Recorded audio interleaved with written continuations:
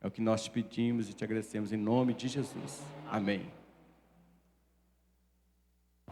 Vamos orar agora pelo pastor Milton. Fiquei na dúvida, né? Porque o pregador sempre senta ali na frente e fala assim, é o pastor Felipe. Aí depois o pastor Felipe, como que está de gravata? É o pastor Milton. Ó Deus, nós agradecemos ao Senhor, ó Pai, que o Senhor possa usar o pastor Milton, Deus, para falar em nossos corações.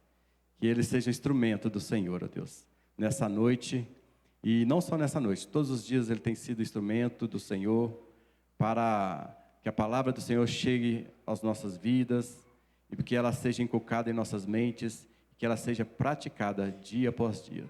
Nós te agradecemos, Pai, por esse irmão, que se dedica, Deus, a preparar a mensagem do Senhor, vindo do Senhor para o teu povo. É o que nós te agradecemos e pedimos nessa noite, em nome de Jesus. Amém. Amém.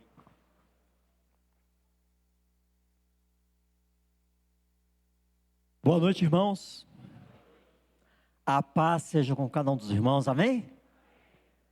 Você já deu uma boa noite aí para o seu irmão, para a sua irmã? Se não, vira para trás e fala assim, boa noite, meu querido, ou boa noite, minha querida.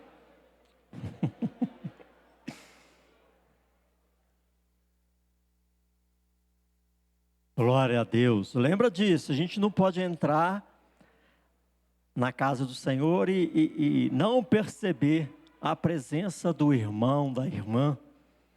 Afinal de contas, essa pessoinha que está aí à sua frente, atrás, do lado, ela é preciosa para o Senhor, foi comprada pelo sangue do Cordeiro, amém? A gente não pode nunca esquecer dessa verdade. Abra sua Bíblia, meu querido e minha querida, em Mateus, o Evangelho de Mateus, capítulo 20, versículos 1 a 16. Nós vamos dar sequência a essa série de mensagens nas parábolas de Jesus. E hoje nós vamos meditar nesta parábola que foi contada nesse texto de Mateus 20, versículos 1 a 16, conhecida como a parábola dos trabalhadores na vinha.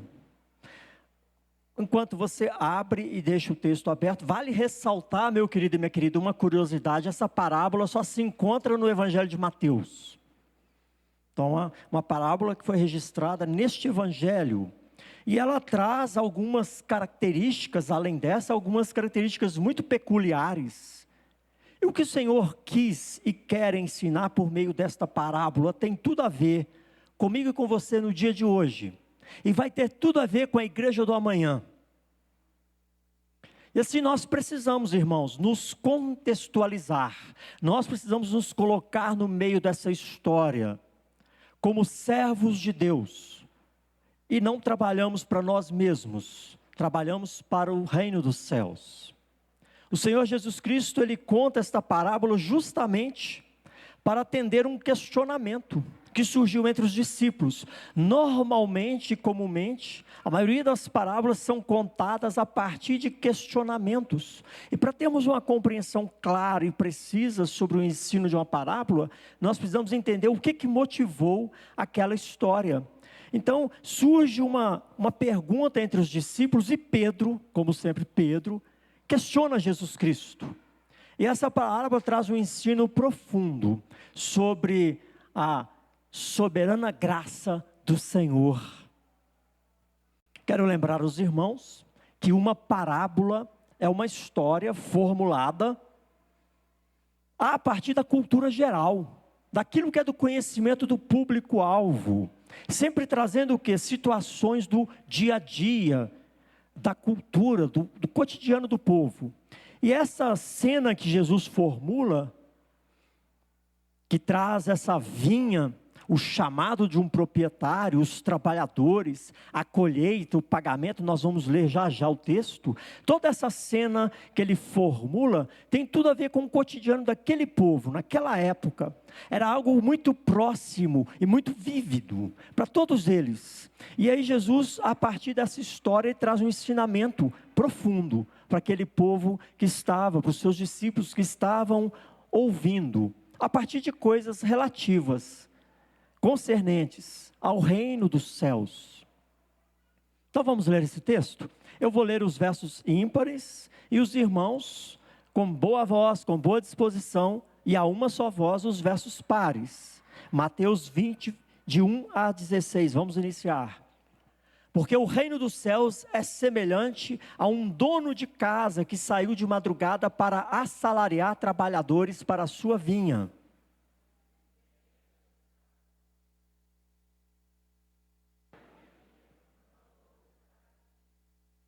Saindo pela terceira hora, viu na praça outros que estavam desocupados.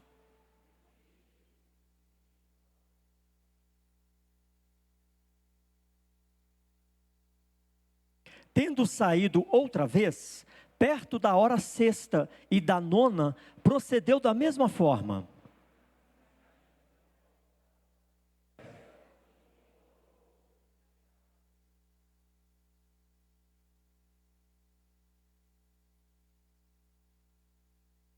Responderam-lhe: por que ninguém nos contratou? Então lhes disse ele: ide também vós para a vinha.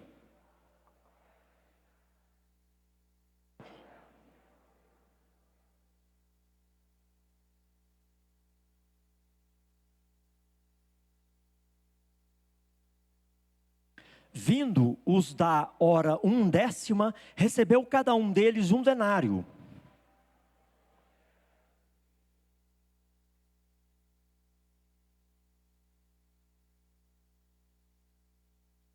Mas tendo recebido, murmuravam contra o dono da casa.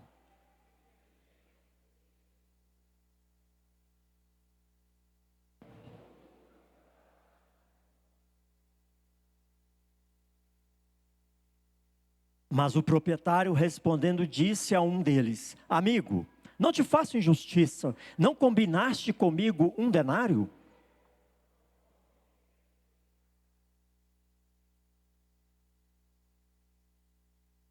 Porventura não me é lícito fazer o que quero do que é meu?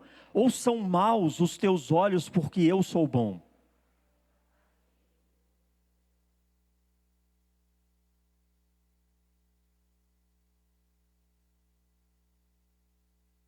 Glória a Deus, amém, irmãos? Feche seus olhos, ore ao Senhor, peça ao Espírito Santo de Deus, o autor das Escrituras, que ilumine a sua mente, que toque em seu coração, faça sua oração, pedindo ao Senhor que Ele traga iluminação, que Ele toque na sua mente, no seu coração nessa noite.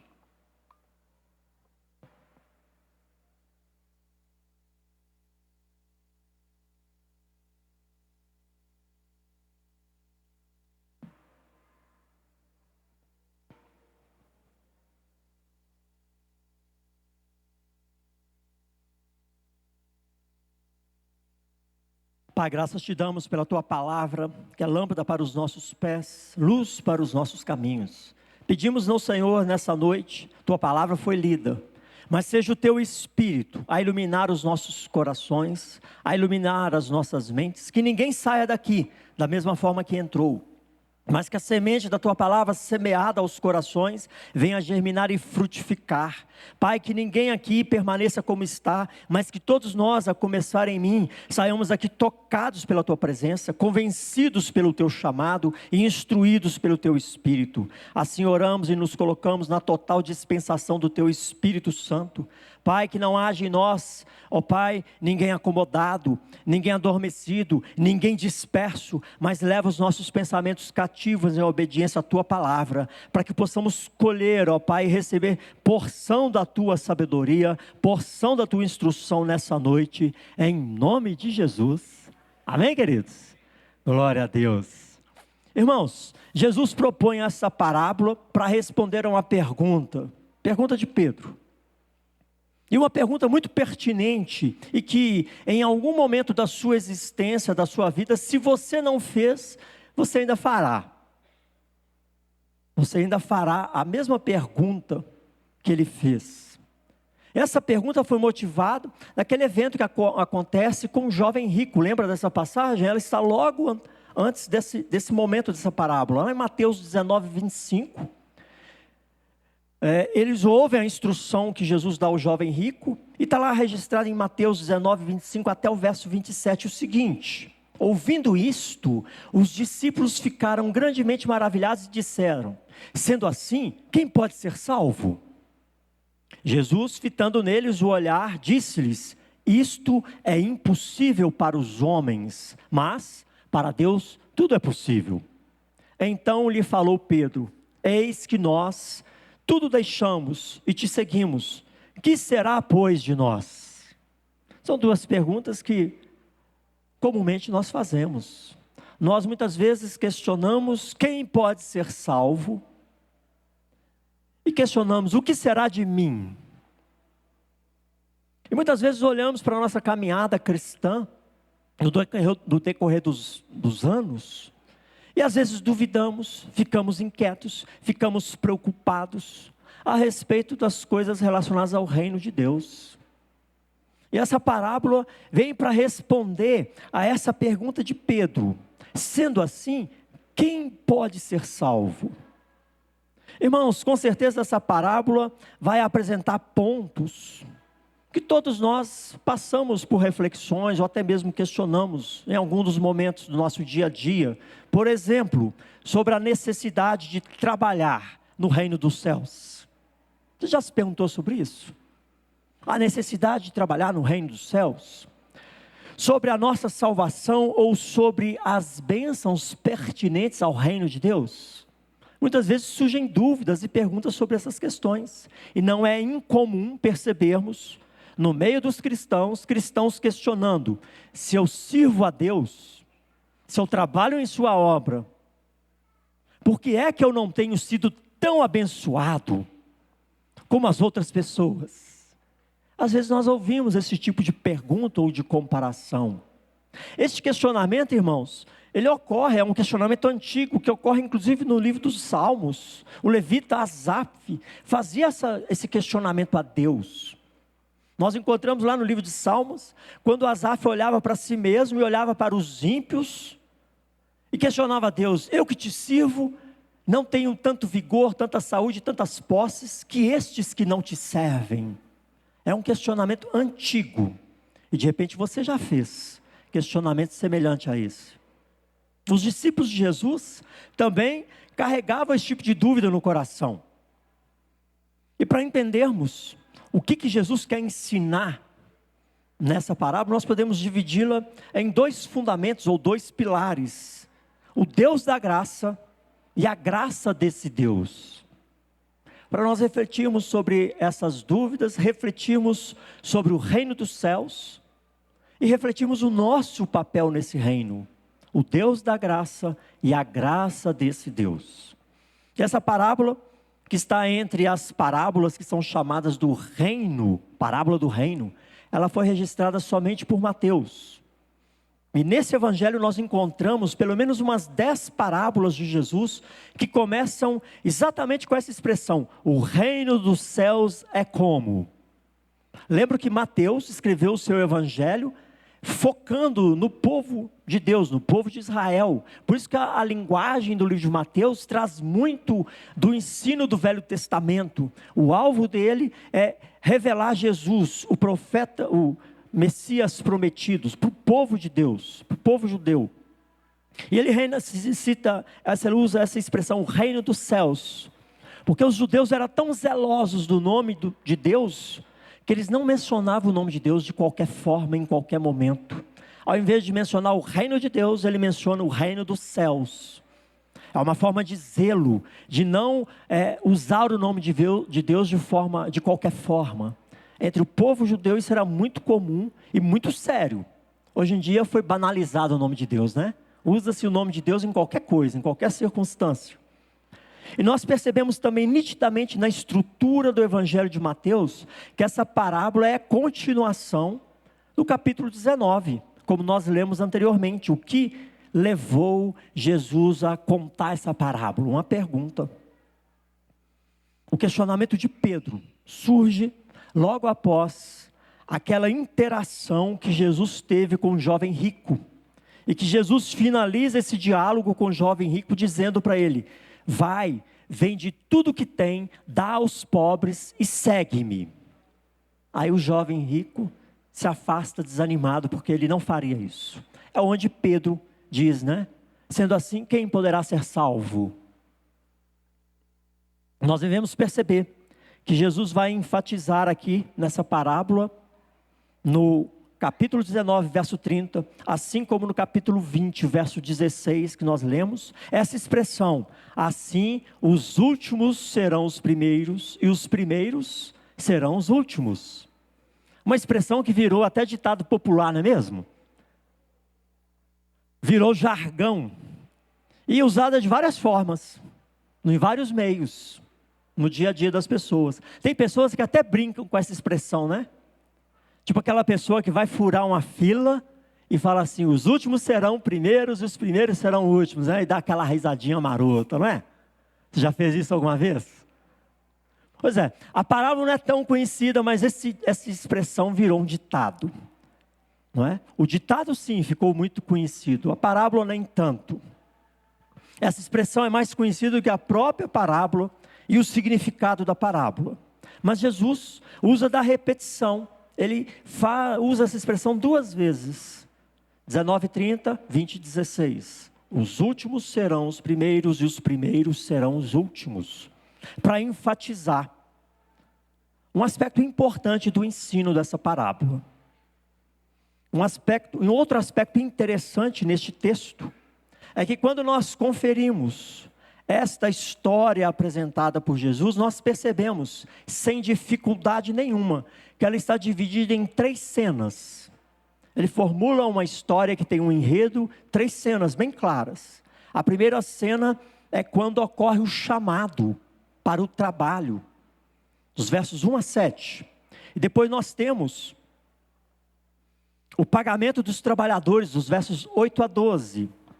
E depois nós temos finalmente a última cena, que é a discussão que foi causada, não é, pela reclamação dos primeiros em relação ao que recebeu os últimos, versos 13 a 16. 3 cenas bem claras nesse enredo dessa história contada por Jesus. Perceba também que há alguns detalhes muito curiosos, algumas surpresas nessa história que Jesus conta. Por exemplo, o fato de que o proprietário, o dono da vinha, ele mesmo sai para assalariar trabalhadores. O normal da época era um administrador, um empregado fazer essa tarefa. Aí Jesus conta a parábola dizendo que o dono ou o proprietário sai para contratar trabalhadores. Não era uma prática comum na cultura. Outro fato curioso é que esse proprietário não sai somente na primeira hora.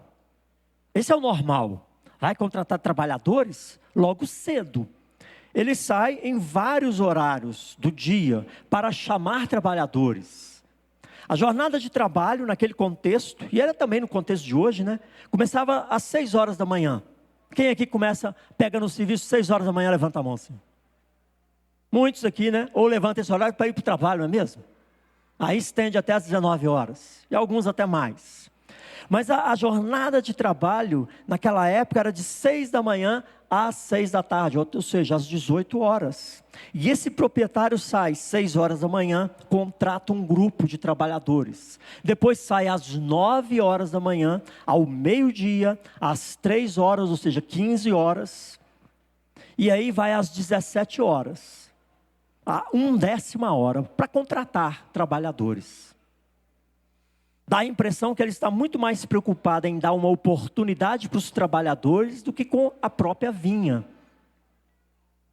Outra curiosidade, que contraria o procedimento comum da época, é que na hora do pagamento, o que o proprietário ordena? Pague primeiro os últimos, depois os primeiros. O comum é paga primeiro os primeiros, e assim vai liberando, não é? Pela prioridade, pela lógica humana. Esse é o comum. Pela ótica humana, se ele tivesse inclusive começado a pagar os primeiros, não teria dado o bafão que deu, né? Deu aquele climão de reclamação.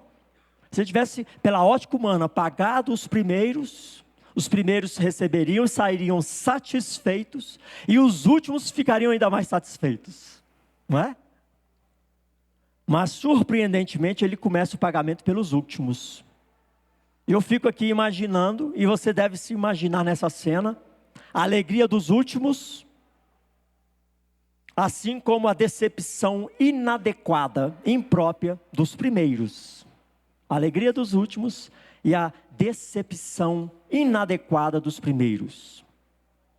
Queridos, quando examinamos uma parábola, nós devemos ser criteriosos para entender o que o Senhor está querendo transmitir com a parábola. Porque ela é uma história, não é uma narrativa teológica profunda, um procedimento, é uma história para trazer um princípio relativo ao reino de Deus.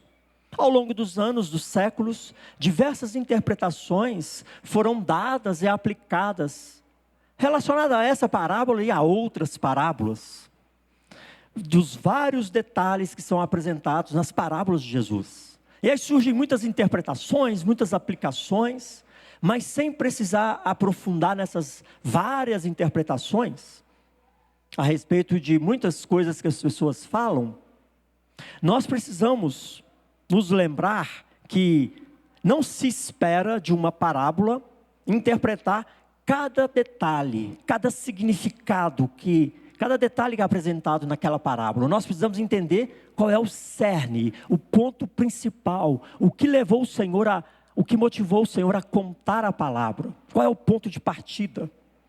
Isso é que nós precisamos identificar para uma correta interpretação. Porque, de acordo com a mente humana, nós podemos criar muitas interpretações, não é mesmo? Nós podemos viajar nos nossos pensamentos criativos. Por isso, devemos ser criteriosos, identificando o ponto de partida, identificando o que o Senhor está transmitindo com a parábola. Qual é o motivo pelo qual ela foi contada? Então, as parábolas de Jesus possuem lições centrais. Todas as parábolas possuem lições centrais. E muitos detalhes, às vezes, não possuem significados muito profundos e relevantes. Eles fazem parte da lição central. Muitas vezes os detalhes servem apenas para dar mais vivacidade, mais dinamismo. Dinamismo na história, no enredo que Jesus conta. Mas não precisamos extrapolar a ideia principal para dar significados profundos a detalhes que fazem parte do enredo, da história, justamente para não extrapolar aquilo que se quer, de fato, ensinar.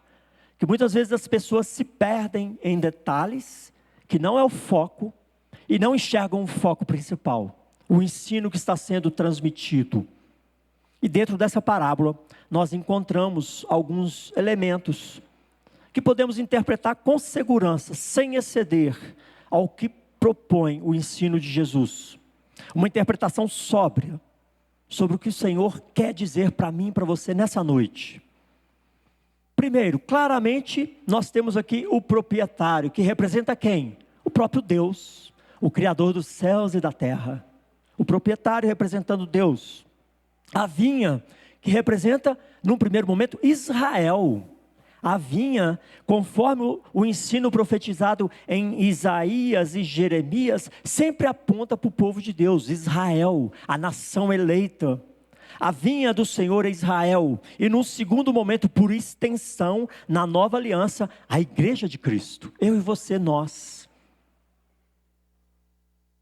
Os primeiros que foram chamados. Quem foram os primeiros que foram chamados? Representam claramente o povo de Israel, a nação judaica.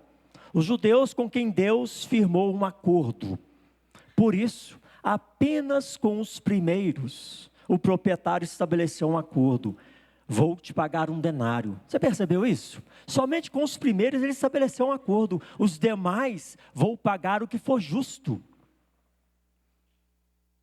Ele chama na base da promessa. Os primeiros representam muito bem a nação do povo de Deus, a nação de Israel. E os últimos representam os gentios, chamados à igreja cristã. Aqueles que foram chamados depois da nação de Israel. Qual é o foco central desta parábola? Nitidamente, irmãos, o foco central é a respeito da soberana graça de Deus. A pergunta é: quem poderá ser salvo? O foco central é a soberana graça de Deus. Ao contrário do que uma leitura superficial poderia sugerir, de que a salvação vem como pagamento pelo trabalho, porém sem esforço, nós podemos perceber claramente que Jesus está ressaltando exatamente o contrário. A salvação, a entrada no reino de Deus, só é possível mediante a graça do proprietário, mediante o chamado do Senhor. A salvação, a vida eterna, não é conquistada pelo trabalho, pelo mérito de quem quer que seja. Entenda isso.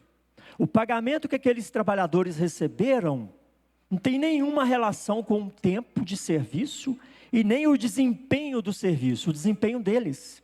Tanto é que os trabalhadores que trabalharam 12 horas, assim como os que trabalharam 9, 6, ou aqueles que trabalharam apenas 1 hora, quanto eles receberam? Todos receberam apenas um denário, o mesmo pagamento. Não tem a ver com desempenho, com o tempo de trabalho. É a graça do proprietário. O pagamento não está relacionado com o tempo, com o desempenho, e sim com essa soberana vontade daquele que chamou. Daquele que chamou. E aí vem esse elemento, a graça do Deus soberano. Nosso Deus é um Deus de graça. Não é por merecimento, é somente por graça. Nós recebemos um chamado e entramos no seu reino, mediante a sua graça, o seu chamado. E assim nós podemos e devemos dividir essa parábola em 2 blocos. O Deus da graça e a graça desse Deus. Compreender quem é esse Deus da graça e compreender a graça desse Deus em ação. Para termos uma correta relação entre nós e com Ele. Entendemos o que nós estamos fazendo aqui e o que Ele espera de nós. O Deus da graça revelado nessa parábola, representado pelo dono da vinha, ou proprietário da vinha, chama a todos para o seu reino. Ele vai à 1ª hora, ele vai à 3ª hora, ele vai à 6ª hora, ele vai à 9ª hora, chamando, dando oportunidade aos trabalhadores. Vai a 10ª hora, chamando, dando oportunidade aos trabalhadores. Preste atenção, o Deus da graça chama, oferece a cada pessoa, a cada cristão, o privilégio de trabalhar na vinha do Senhor. Isso já é um privilégio, trabalhar na vinha do Senhor. A nossa condição diante de Deus, meus queridos, é que todos nós somos trabalhadores do Senhor, amém, irmãos? Somos conservos uns dos outros. Todos nós somos trabalhadores na vinha do Senhor, no reino dos céus. E devemos nos enxergar assim. Por isso a cooperação mútua é exigida, é necessária. Por isso a fraternidade entre os irmãos, por isso a comunhão, a cumplicidade, porque todos nós somos trabalhadores da vinha do Senhor, chamados pelo próprio Senhor. Perceba aí no verso 2, que ele ajustou com os trabalhadores um denário. Ajustou com eles um denário e depois de ajustar, o que ele faz? Manda cada um deles para sua vinha. Depois dele acordar com os primeiros trabalhadores, envia para a vinha. Queridos, o galardão que todo trabalhador da vinha receberá é somente para quem trabalha na vinha. Não é para quem está desocupado. Não é para os que estão ociosos na praça. Ele foi à praça buscar os desocupados, para que trabalhassem na vinha. E na sequência das idas e vindas pela praça, ele encontra diversos grupos em momentos distintos, em horários diversos. Aqueles que estavam ali desocupados. E os chama para saírem da ociosidade. E os encaminham para a sua vinha. Os galardões não são para os desocupados, são para os que estão trabalhando. Tanto é que Jesus responde a Pedro, lá no capítulo 19, que aqueles que deixam casa, pai, mãe, irmãos, familiares, para trabalhar, receberão 10 vezes mais galardões. Olha o que a palavra de Deus também revela sobre isso. Você foi chamado para a vinha do Senhor, amém, irmãos? Olha o que a palavra de Deus revela para nós em Lucas 9, verso 62. Um alerta para mim e para você, trabalhadores do Senhor. Mas Jesus lhe replicou: ninguém que tendo posto a mão no arado, olha para trás é apto para o reino de Deus. O que o Senhor espera, Ele chama os trabalhadores, Ele espera que os seus chamados desenvolvam a obra, trabalhem de fato no reino, não olhando para trás, não com saudade do que deixou, mas olhando para frente e servindo ao Senhor, com zelo, com dedicação. O Deus da graça nos chama para o seu reino, e quer que estejamos envolvidos na sua obra. Esse é um ponto que precisamos refletir. Por que então trabalhar na obra do Senhor? Porque Ele nos chamou para isso. Ele não te chamou para ficar confortável no banco da igreja, confortável no seu dia a dia. Chamou para servir, para trabalhar. O pagamento que os trabalhadores recebem é pela generosidade do Senhor. Tem a ver com o empenho, os galardões tem a ver com o empenho, mas também é pela generosidade do Senhor. E só recebe isso quem trabalha. Quem semeia, colhe. Quem planta, colhe. E nós precisamos entender, irmãos, que essa dinâmica de que somos trabalhadores, precisamos de fato trabalhar na obra do Senhor. E o Senhor espera isso de mim e de você. Ou seja, você tem um papel a cumprir. Sim, nós temos um papel a cumprir. Temos que ter cuidado com essa cultura evangélica distorcida que diz: aceite Jesus Cristo, que Ele fez tudo o que precisava. Você não precisa fazer mais nada. Para a salvação nós não precisamos fazer, porque Ele é quem nos salva. Mas isso não significa que possamos viver uma vida de ociosidade, uma vida desocupados no reino. Nós somos chamados para trabalhar na vinha do Senhor, não para conquistar a salvação. Percebam que o denário não estava vinculado ao tempo ou desempenho dos trabalhadores, mas tão somente com a graça do proprietário. Tanto é que todos receberam o mesmo.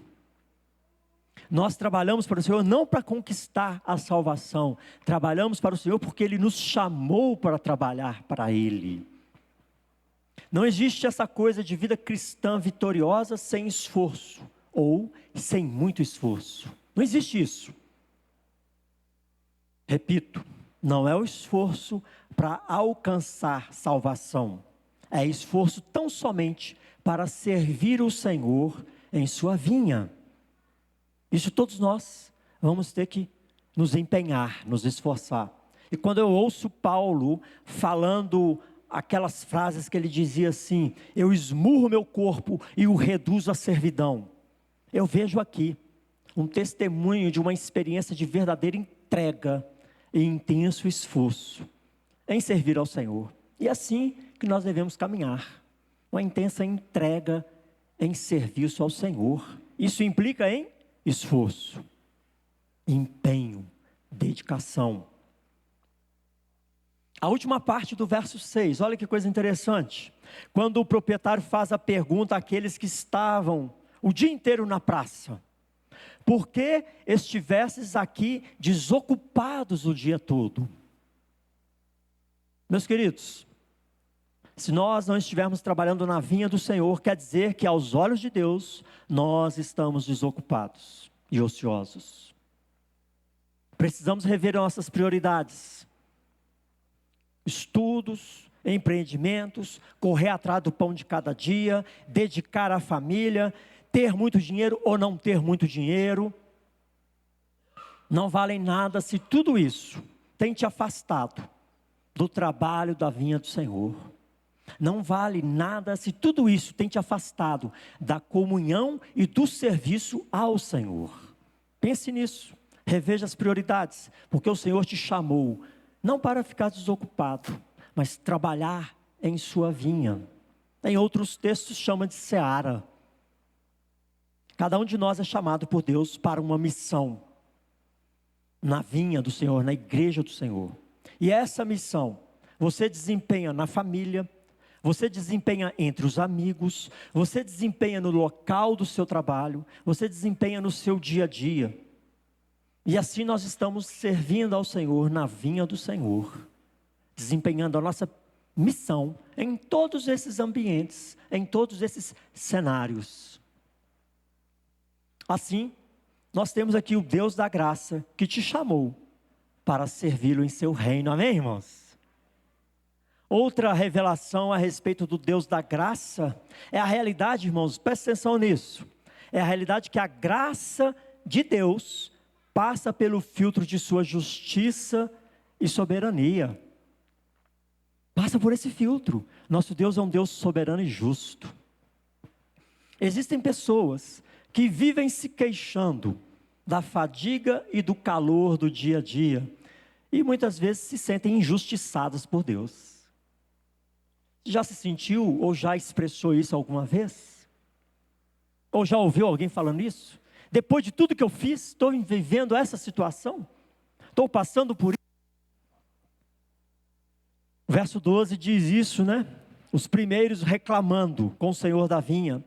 Estes últimos trabalharam apenas 1 hora, contudo, os igualastes a nós, que suportamos a fadiga e o calor do dia.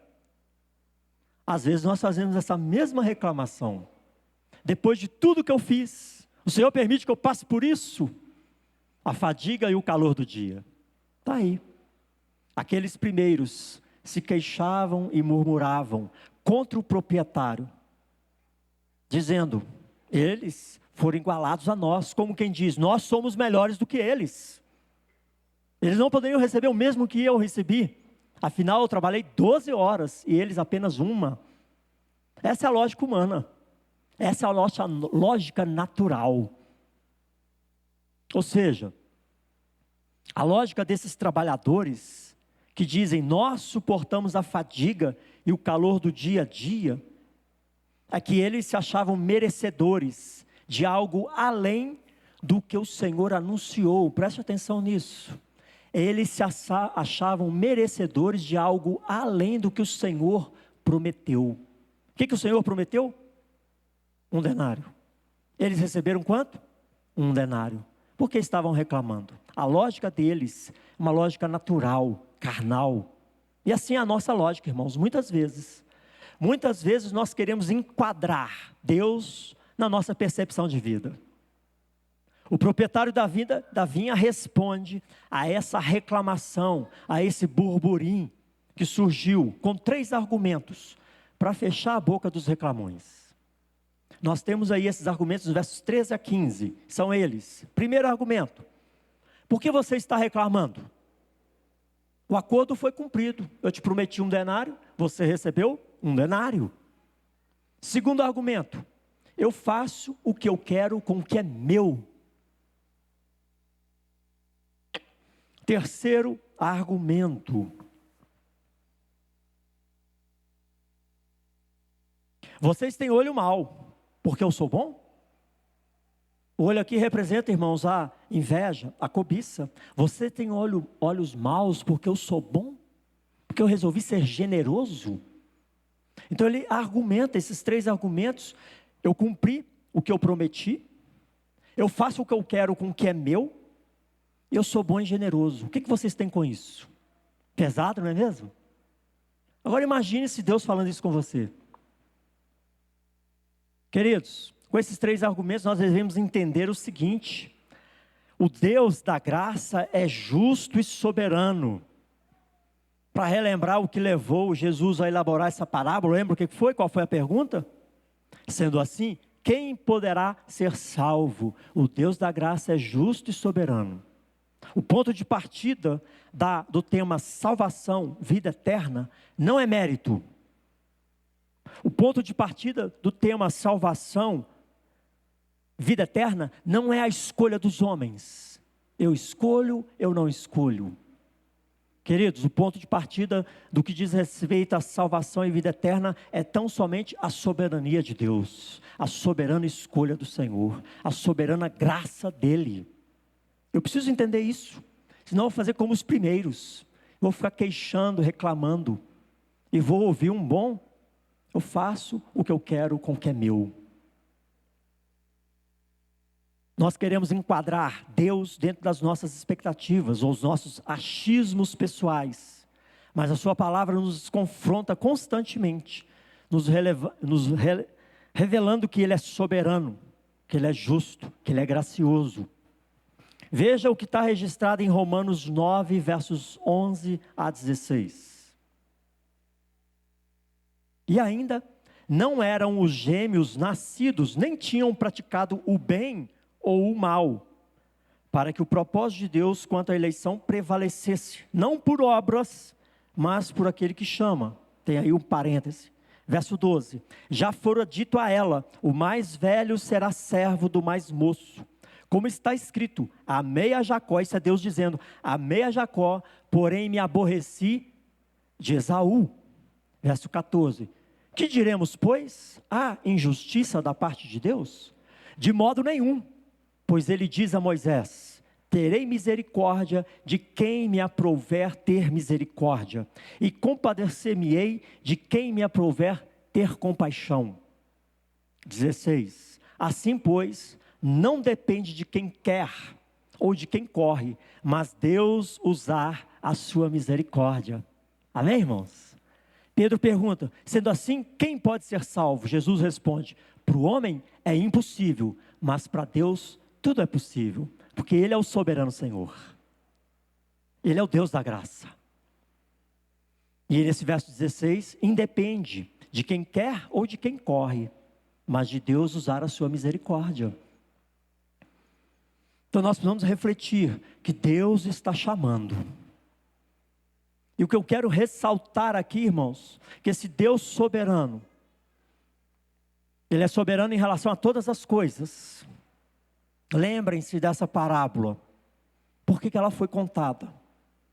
Quem poderá se salvar? Deus está chamando aquele que é soberano. E o conceito que nós precisamos refletir e guardar em nossos corações é o seguinte, presta atenção nisso. Deus não nos olha a partir de nossos méritos, mas a partir da sua misericórdia e em direção às nossas necessidades. Pegou? Vou repetir. Deus não te olha a partir dos seus méritos, mas a partir da sua misericórdia e em direção às suas necessidades, às nossas necessidades. Se fosse mérito, onde é que você acha que nós estaríamos? A pergunta não é o que você merece, a pergunta é o que você precisa. Perceba a lógica. A lógica do reino é completamente diferente da lógica humana. A lógica do humano é sempre meritória. A lógica do reino não é. É o que precisa. Sobre as reclamações inadequadas dos primeiros, nós precisamos nos lembrar que a vida é cheia de surpresas. Assim como essa parábola. A vida é cheia de surpresas. Uns têm sombra e água fresca. Outros, fadiga e sol dia a dia. Isso não implica e não significa injustiça da parte de Deus. Quantas vezes, muitas vezes, nós nos sentimos injustiçados. Nos fazemos de vítima, de coitados. Onde está meu Deus? Por que Ele me permite isso?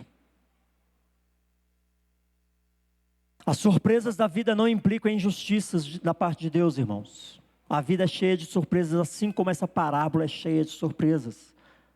Alguns, por exemplo, são fiéis dizimistas, colaboram financeiramente com a igreja, se dedicam os seus bens na obra do Senhor, no reino dos céus. E quem sabe estão enfrentando verdadeiras crises materiais, financeiras. De repente podem se sentir injustiçados. Deus está dizendo para você nessa noite, amigo, amiga, não te faço injustiça. Quem sabe? Outros, aquela pessoa que era solteira e fez tudo certo antes de casar, seguiu todos os conselhos, esperou o tempo adequado, atendeu tudo direitinho, aí se casa. E hoje o casamento está assim um desastre, frustrando todas as expectativas. E aí ela reclama, por que eu, Senhor? Porque logo comigo. Quando reclamamos, e não paramos somente na reclamação, não é mesmo? Vamos para a comparação. Aí olha para o lado, porque logo comigo a fulana vivia uma vida de todo jeito, agora eu olho para ela e tem uma família maravilhosa. Por que comigo? Deus está dizendo para você nessa noite: amigo, amiga, eu não te faço injustiças. Ainda existe, irmãos, aqueles que muitas vezes se empenharam, quando nós falamos de criação de filhos, há aqueles que se empenharam de verdade em educar os seus filhos no caminho do Senhor, fizeram tudo para que os filhos fossem verdadeiros cristãos, e hoje enfrentam a dura experiência de terem os seus filhos afastados da casa do Senhor, e nos caminhos do mundo. E o primeiro sentimento que surge é o sentimento de culpa. Onde é que foi que eu errei? Não é assim? Onde foi que eu errei? E depois vem a cobrança inadequada, como os primeiros trabalhadores. Cobrança inadequada a Deus. Senhor, onde está a promessa de que diz: ensina a criança no caminho que deve andar, enquanto ela for velha, não se desviará? Eu quero lembrar para os irmãos que isso não é uma promessa, isso é um provérbio. Um provérbio apenas apresenta um princípio a ser vivido. E muitos se queixam ao Senhor: isso é uma injustiça, Senhor. Onde estão os meus filhos, que eu criei com tanto amor, com zelo, e hoje não estão na casa do Senhor? Mas Deus está dizendo para você: amigo, amiga, não te faço injustiças. E ao contrário do que Pedro quis insinuar, quando ele faz aquela pergunta no capítulo 19, Senhor, e nós que deixamos tudo, o que receberemos? Sempre o Pedro, né? O que nós receberemos? Embora, irmãos, teremos galardões, e teremos galardões nos céus, segundo os nossos esforços, mas devemos entender que o nosso desprendimento e dedicação na obra do Senhor não torna Deus refém. Presta atenção nisso. O nosso desprendimento e dedicação na obra do Senhor não torna Deus refém das nossas necessidades e das nossas vontades. Amigo, não te faço injustiças. Lembra sempre dessa expressão do proprietário. Nosso desprendimento e nossa dedicação na obra do Senhor não torna Deus nosso refém. E é por isso que Deus diz, aqui representado pelo proprietário da parábola, com todo carinho aos reclamões: amigo, não te faço injustiças. Interessante é esse tratamento. Reparou no tratamento?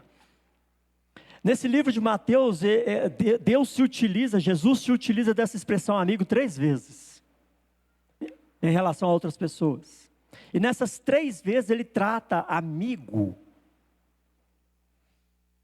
a pessoas em situações que aquelas pessoas estavam erradas. Ou seja, Jesus está usando de palavras suaves para tratar o erro dos seus. Amigo, não te faço injustiças. Esse é o Deus da graça. Esse é o primeiro pilar dessa mensagem, um Deus da graça. É o Deus que chama a todos para o seu reino. É o Deus que quer todos trabalhando na sua obra. É um Deus que é justo e soberano, e que nos trata como amigos. Amém, irmãos? Amém, irmãos? O segundo pilar é a graça desse Deus. É um pouquinho diferente, embora haja semelhanças ao primeiro pilar. A graça desse Deus, além dos elementos que eu já mencionei na primeira parte. Qual é a característica da graça desse Deus? Primeira característica, irmãos: a graça de Deus oferece muitas oportunidades. A graça desse Deus oferece muitas oportunidades. Constantemente, Deus está chamando pessoas para o arrependimento. Constantemente, Deus está chamando pessoas para o seu reino. Isso está muito claramente representado nesses vários horários que o proprietário sai para chamar trabalhadores.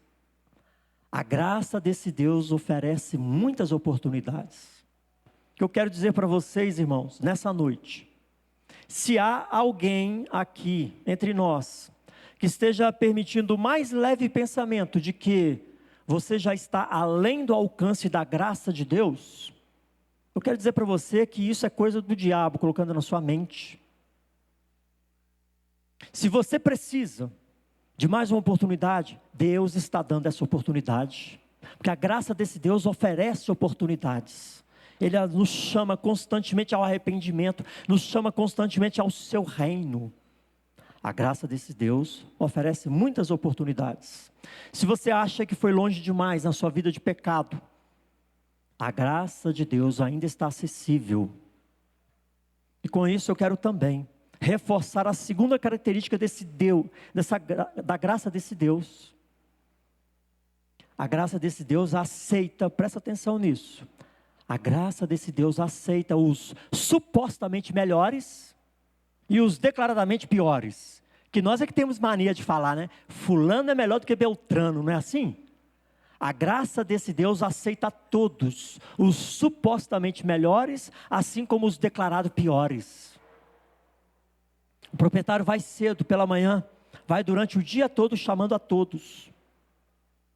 Infelizmente entre nós, inclusive crentes, não é assim. Nós fazemos acepção de pessoas, Deus não. Nós queremos apenas relacionar com os supostamente melhores, até dentro da igreja, não é assim? Mas Deus chama a todos, não segundo a nossa ótica e julgamentos, mas segundo a sua graça. Amém, queridos? Ela chama a todos. Isaías 55:8 diz assim: porque os meus pensamentos não são os vossos pensamentos, nem os vossos caminhos, os meus caminhos, diz o Senhor. A ótica de Deus é diferente. Enquanto nós olhamos quem merece, Deus olha quem precisa. Enquanto nós fazemos acepção de pessoas, Deus chama a todos. Enquanto nós tratamos com legalismo, Deus trata com misericórdia. Os pensamentos de Deus não são os mesmos que os nossos. Quantas e quantas vezes queremos enquadrar os planos de Deus dentro das nossas expectativas, queremos enquadrar os planos de Deus dentro da nossa lógica humana e carnal, ou queremos enquadrar os planos de Deus dentro da nossa cultura. Ah, mas isso é cultural, né, pastor? Reino de Deus é reino de Deus. São outros valores, outra cultura. Essa é uma atitude clara de uma mente carnal, cujas perspectivas de vida não se alinham com a perspectiva do reino dos céus. Qual é a sua condição? Qual é a nossa condição hoje? Você se sente um miserável pecador? Você sente que está vivendo uma vida depravada? Você sente que está poluído, manchado pelo pecado? Meu querido e minha querida, a graça desse Deus está chamando você igualmente. Não é para os que se acham melhores, é para os doentes e feridos, para os enfermos, para os que estão escravizados. A graça de Deus chama a todos igualmente. Um terceiro aspecto da graça desse Deus está na motivação. Qual é a motivação da graça de Deus? O amor. Essa é a motivação. Não são os seus méritos, não são os meus méritos, não são as nossas capacidades, é tão somente o amor de Deus. Amém, queridos? Perceba, Ele deu um denário a todos. Com isso, não podemos cair na loucura de dizer que na vida eterna todos vão ter o mesmo galardão. Não é isso que trata esse denário que Ele dá a todos. Mas o ponto central aqui, todos igualmente terão acesso à salvação e são chamados pelo Senhor em Jesus Cristo. Amém, queridos? Esse único denário está apontando para isso. Todos igualmente têm acesso à salvação. Não é pelo mérito do que chegou na primeira hora, não é pelo desempenho, é pela graça desse Deus. Então somente isso. Não importa quanto tempo você ouviu o chamado do proprietário, a base e o critério é somente o amor de Deus. Eu devo dar glória a Deus por isso, porque se a base e o critério fosse o nosso mérito, não tinha ninguém aqui hoje. É o amor dele, a misericórdia dele. E o conceito que nós precisamos refletir, irmãos, que eu já citei e vou repetir, é: Deus não te olha a partir dos seus méritos. Deus te olha a partir da sua misericórdia, em direção às suas necessidades. Guarde isso no seu coração, para que nós não façamos como os primeiros, para que nós olhemos uns aos outros, uns em detrimento dos outros, para que não façamos acepção, para que não julguemos, para que não apontemos os dedos. Nós fomos alvos da graça, e agora devemos ser exemplo de graça e misericórdia, uns para com os outros. Não foi o que os primeiros trabalhadores exercitaram com os últimos.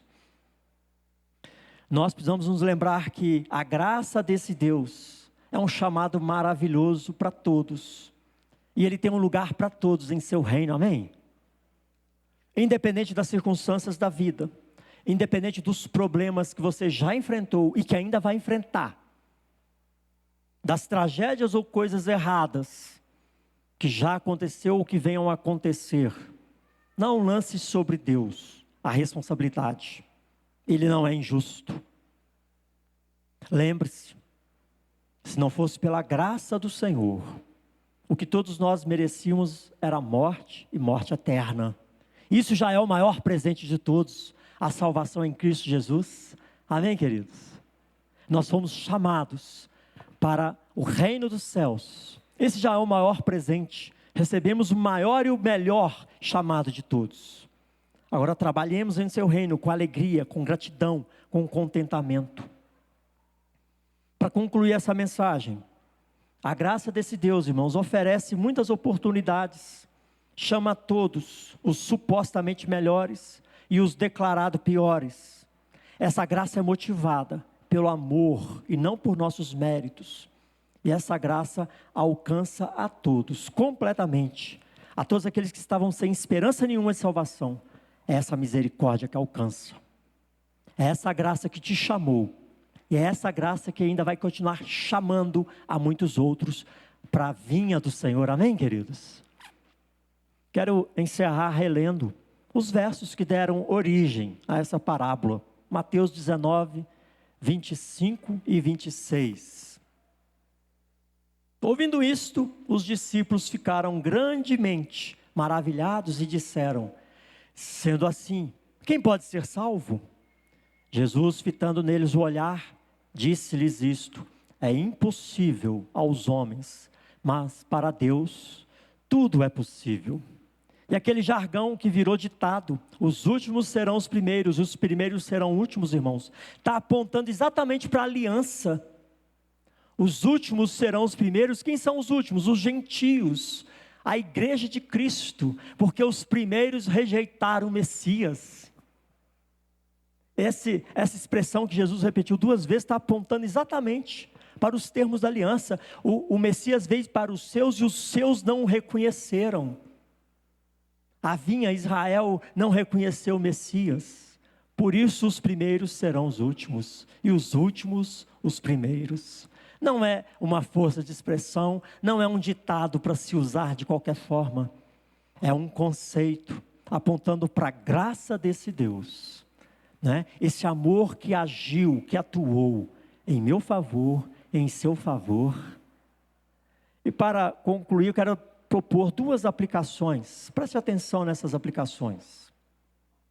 Eu preciso entender a palavra e preciso entender como ela se aplica a mim, no meu contexto de vida.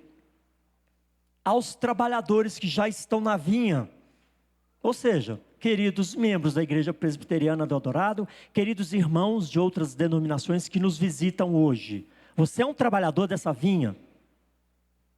Priorize o reino dos céus. Tome cuidado com isso, porque com o decorrer do tempo, nós começamos a negociar os valores do reino, nós nos acomodamos, nós caímos na passividade, nós caímos nas comparações, e quem sabe como os primeiros nós reclamamos, nós criticamos, nós nos tornamos infrutíferos. na vinha do Senhor. Nós precisamos rever prioridades. E precisamos evitar os embaraços dessa vida que surgem para nos impedir de trabalhar e servir ao Senhor com zelo e diligência. Então lembre-se disso, queridos trabalhadores e conservos da vinha do reino dos céus. Fique de olho nas suas prioridades. Como eu estou servindo ao Senhor, com tudo que tenho, com tudo que sou. Segunda aplicação, aos queridos que não são membros da igreja, possivelmente nos visitam de primeira ou demais vezes. Você que ainda não é membro de uma igreja genuinamente evangélica, qual é a aplicação dessa mensagem para você hoje? O proprietário está te chamando para a vinha dele. Qual é a sua resposta? Ele está passando por esta praça e está chamando para a sua vinha. Qual é a sua resposta ao chamado do Senhor? Nas palavras do proprietário, Mateus 26, porque estivestes aqui desocupados o dia todo, ide também vós para a vinha. Se você não faz parte de uma igreja verdadeiramente evangélica, esse é o chamado de Deus para você hoje. Mas se você está na igreja, mas está ocioso, por qualquer motivo que seja, reflita sobre isso e faça um concerto com o Senhor hoje, porque esta é a hora, esse é o chamado. Já passou da 1/10 hora, mas o Senhor está chamando, aqui e agora, hoje, para fazermos um concerto, para tomarmos posição diante do Senhor, no seu reino. E com essa palavra eu quero te convidar a fechar os seus olhos. Feche os seus olhos. Qual é a sua condição hoje, diante do chamado do Senhor? Você já está atuando e trabalhando diligentemente na vinha do Senhor? Ou você ficou pelo caminho? Ou você ainda nem entrou na seara? Ora ao Senhor nesse momento. Coloque sua vida diante do altar do Senhor. A graça do Senhor está acessível. Está chamando. E você precisa responder esse chamado. Se há alguém aqui em nosso meio, nessa condição, que precisa responder ao chamado, ora ao Senhor. Eis-me aqui, Senhor, toca no meu coração, entra na minha vida, muda, transforma. E procure a um de nós, pastores, nós estamos aqui para apoiar, para ajudar, para auxiliar na caminhada. Na vinha, todos somos conservos e devemos ajudar uns aos outros. Ore ao Senhor, coloque a sua vida diante do Senhor nesse momento, em nome de Jesus.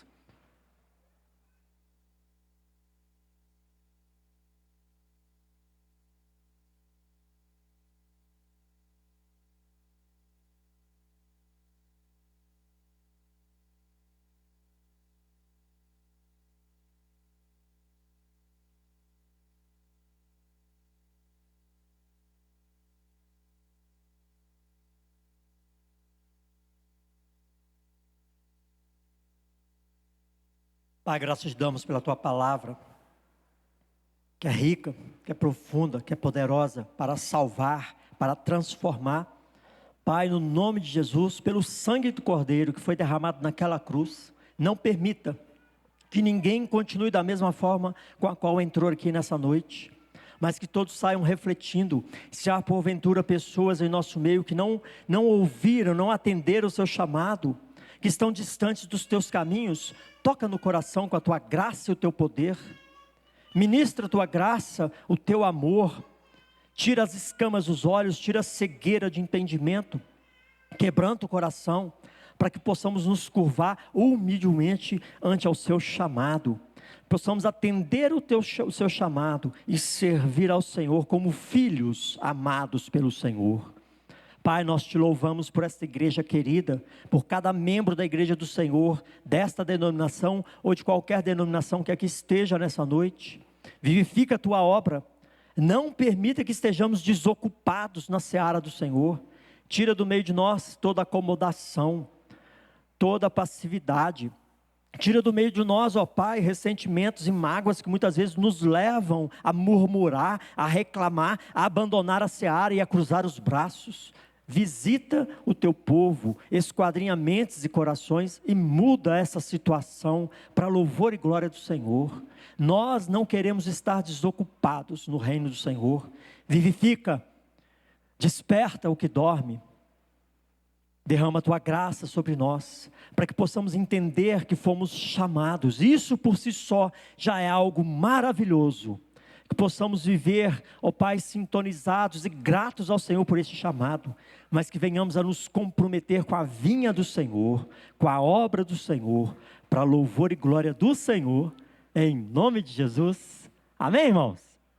Glória a Deus. Quero convidar aqui a equipe do Ministério de Louvor à frente. Vamos caminhar para a conclusão desse culto solene, louvando ao Senhor, com alegria, com boa disposição. Você é um trabalhador da vinha. O trabalhador na vinha tem que estar esperto, atento, entusiasmado, cheio de gás. Vamos ficar de pé e vamos louvar e adorar o Senhor, porque Ele é digno de toda a nossa adoração. Fique de pé, adore o seu Deus, em nome de Jesus.